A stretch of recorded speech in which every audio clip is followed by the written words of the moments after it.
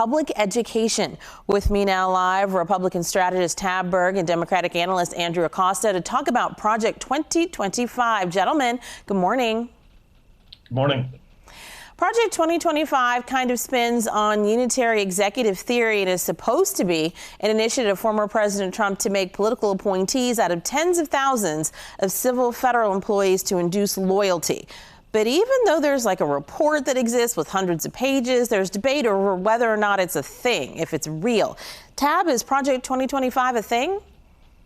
Well, it's certainly not part of the Trump campaign. It's a completely separate document, a completely separate organization. The Democrats are trying to turn it into a boogeyman to try to help give them something to run against, since they don't really have a record of accomplishment. Andrew, is it a real thing? Is it a Trump thing? Oh, yeah. I mean, it's Trump's allies and former staff people running, the grand vision of what the Trump doctrine would look like in the future. All right. So, Andrew, the U.S. Department of Education is supposed to help the president put his education policy into action and follow what Congress calls for through the passage of law, all of it with the goal of America's students being competent and competitive on the world stage. Some say Project 2025 calls for the elimination of the Department of Education. Does it? And if so, so what? Well, it does. And it's not a new idea. I mean, Republicans have been kicking this around for a while that they want to cut the funding and send the money back to the states as block grants. And, some of these issues we've fought over at the state level in terms of taking the money and using it for voucher programs, which California voters rejected when it was on the ballot years ago. So some of this is warmed over, Republican rhetoric that they're trying to serve up again. But, I think voters will figure this out. This is going to end up costing the states money and we'll lose teachers.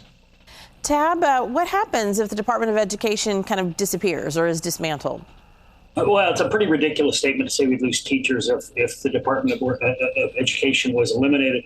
I mean, we have a $68 billion bureaucracy that is housing 5,000 federal employees, and test scores have fallen for 20 years under the Department of Education. We could eliminate the department, block grant that money, and give $68 billion back to schools directly so that they could hire teachers and improve classrooms. All right, and before we're out of time, Tab, let's go back to you. When it comes to Harris entering this race, in terms of the chatter about Project 2025 and the focus, do you feel like since she's gotten in that the dial has gone up or down on that? Well, since they shoved Biden out the back door and installed Kamala, I think there's definitely some more excitement on the Democrat side. They were pretty hopeless for a while. And I think the rhetoric is certainly going to speed up because she doesn't really have a record of accomplishment to talk about. And Andrew, since Kamala Harris has gotten into this presidential race, do you feel like the Project 2025 rhetoric has turned up the dial or turned it back down? It's part of the conversation. Obviously, people are learning more about Kamala Harris's record and how to pronounce her name, which I think Tab will figure out by the time we do another one of these shows. But, it's one of these things that it will be one of the many topics discussed over the next, 100 days. But, we're hearing a lot more, and we're seeing the energy on the Democratic side, both by people joining the party to help the campaign and money they've raised.